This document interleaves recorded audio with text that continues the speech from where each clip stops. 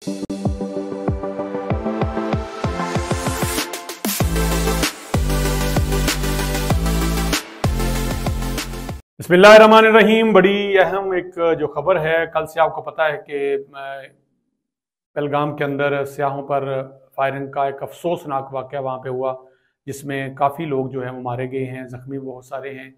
उस पर रद्द-ए-अमल आ रहा है और इंडियन मीडिया जिस अंदाज में और हिंदुस्तान की हुकूमत जो कर रही है बिना तहकीक के, बिना सबूत के, और पाकिस्तान पाकिस्तान ही हो रहा है।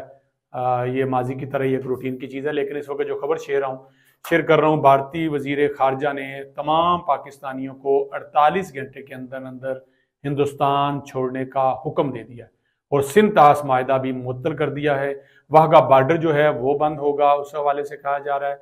अटारी जो है उसको बंद किया जा रहा है और सार्क वीज़ा के तहत, जो इस्तिस्ना के तहत पाकिस्तानी शहरी हैं, इनको भारत में सफ़र नहीं कर सकेंगे और अपना सफारती अमला को भी कम किया जा रहा है। 55 से 30 करने का ऐलान किया गया है भारतीय वजीर खारजा जयशंकर की तरफ से। भारत ने पाकिस्तानी हाई कमीशन में तमाम दिफाई, फौजी, बहरी और फजाई मिशीरों को नापसंदीदा करार दे दिया है, जबकि भारतीय दिफाई अताशी को पाकिस्तान से वापस बुलाने का ऐलान भी किया गया है। ये अपडेट अभी आई है कल के उस वाक़े के बाद, जिसमें टूरिस्टों को निशाना बनाया गया और उसके बाद एक अजीब सा माहौल बना के बजाय उसकी तहकीक की जाती, उसकी उस पहलू का अंदाज़ा लगाया जाता कि कौन से लोग थे, कहाँ से आए थे। पाकिस्तान पे बात आ रही है और मुझे याद आ रहा है कि जब जाफर एक्सप्रेस हो रहा था तो इंडियन मीडिया हमें नसीहतें कर रहा था। तो मेरा ख्याल है कि जो नसीहतें हमें कर रहा था उस पर ही खुद पे अमल करने की ज़रूरत है, ना कि अपने हमसाया मुल्क पे जो ख्वाहिश रखता है कि अमन के साथ हम आगे बढ़ें, उस पर इस तरह के इल्ज़ाम लगाएं।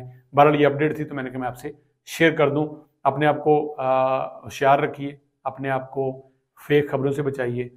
अपने पाकिस्तान के लिए जो आपको तहकीक के साथ आपको जो नज़र आता है कि वाकई ये ऐसा नहीं है, उस पर बात कीजिए और किसी सुनी सुनाई बात पे रद्द अमल मत दीजिए।